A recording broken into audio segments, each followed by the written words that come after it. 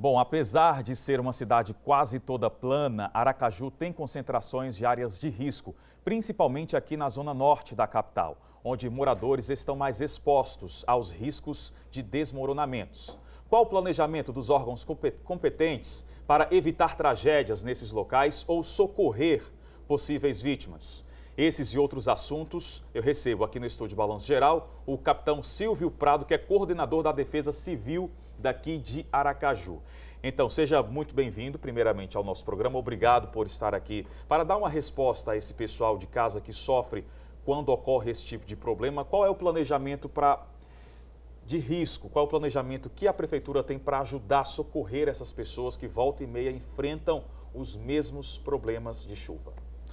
Então, a gente, quando assumiu em março, a Defesa Civil foi montada, desde março, a gente já solicitou da Insurb uma providência em relação à limpeza de canais e galerias de águas pluviais.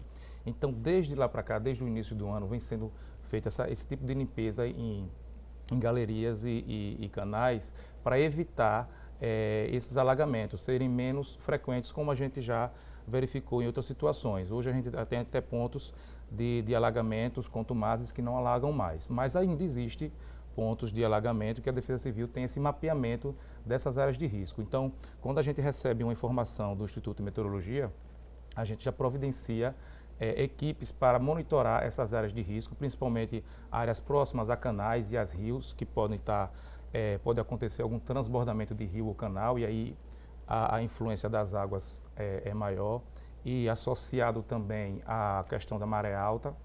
Então, todo esse monitoramento é feito da questão pluviométrica de chuvas que vão cair e a questão da maré alta para monitorar essas áreas de risco com relação ao transbordamento de canais. Também tem um monitoramento de risco com relação a encostas, deslizamento de terras e morros. A gente tem um contato com o CEMADEM, que é um instituto de meteorologia que envia avisos de risco de deslizamento de terra com base no encharcamento do solo, ou seja, na saturação do solo, da quantidade de chuvas que caiu nessas regiões de risco de encostas e morro. E aí, quando a gente recebe essas informações, esse alerta de risco, devido a essa saturação do solo, a gente também monitora essas áreas para que, em acontecendo uma possibilidade de deslizamento de terra, a gente consiga retirar a família mais rapidamente. Capitão, existe um planejamento de fazer a contenção dessas encostas que existem aqui na região, na zona norte de Aracaju? Então, a Defesa Civil trabalha no planejamento de contingenciamento, ou seja, de retirada das famílias dessas áreas de risco em uma situação de risco, que é aumentada com as chuvas. Não trabalha na questão de contenção de encostas. Muitas das vezes, essas ocupações são desordenadas, são ocupações que não têm autorização da Prefeitura para serem ocupadas. E na maioria das vezes são ocupações que não respeitaram a questão do desenvolvimento sustentável, que seria a questão de você ter toda uma rede de esgotamento sanitário, uma rede de drenagem de águas pluviais, para que aquela pessoa ocupe aquela área. Eu fiz essa pergunta ao senhor porque a gente imagina que os órgãos estão integrados para dar a essa população uma condição melhor. Defesa Civil, DESO, numa reportagem a pessoa reclamou, as secretarias de Estado. Então, a gente acredita que todo mundo está unido. Sim. Claro que a Defesa Civil, como o senhor explicou, tem uma função específica para essas famílias, distribuição de lona, acredito, em casos específicos, quanto necessário. Sim. Mas quando a gente fala de desmoronamento, dessa situação de pobreza, de risco dessas famílias, claro que a gente tem que deixar esse alerta aqui sempre, porque o que a gente imagina, o que a gente quer é que essas pessoas possam ser melhores assistidas. Quando precisam, o que fazer, a quem socorrer, para quem ligar? Então, a Defesa Civil também, já no início do ano, implementou um número, 199. Esse número é um número de emergência, é um elo de ligação que não existia entre a Defesa Civil, a Prefeitura, com as pessoas que necessitam do serviço de defesa civil.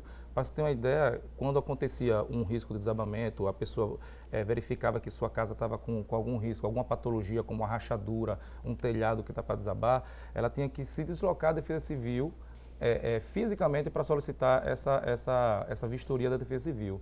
Hoje a gente tem esse 199, que é o número de emergência, funciona 24 horas.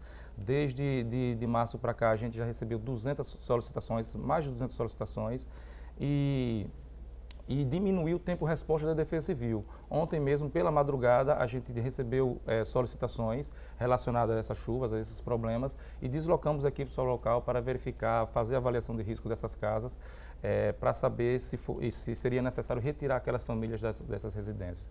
Então, a implementação desse 199 facilitou bastante a vida da Defesa Civil, como também contribuiu para a diminuição do tempo-resposta. Capitão, os senhores assumiram nessa nova gestão o comando da Defesa Civil. Houve este inverno rigoroso, a primavera ainda chove. Apesar disso, né, qual é o planejamento já para o próximo inverno? É algo que, poxa, está longe, Diego, tá? Mas isso precisa ser logo planejado, porque tragédia pode acontecer, infelizmente, e a gente tem que estar preparado, claro. Principalmente os órgãos também para dar apoio e suporte a quem vive em áreas de risco. Exatamente. A próxima implementação da Defesa Civil, até o final do ano, é criar os NUDECs, que são núcleos de defesa civil.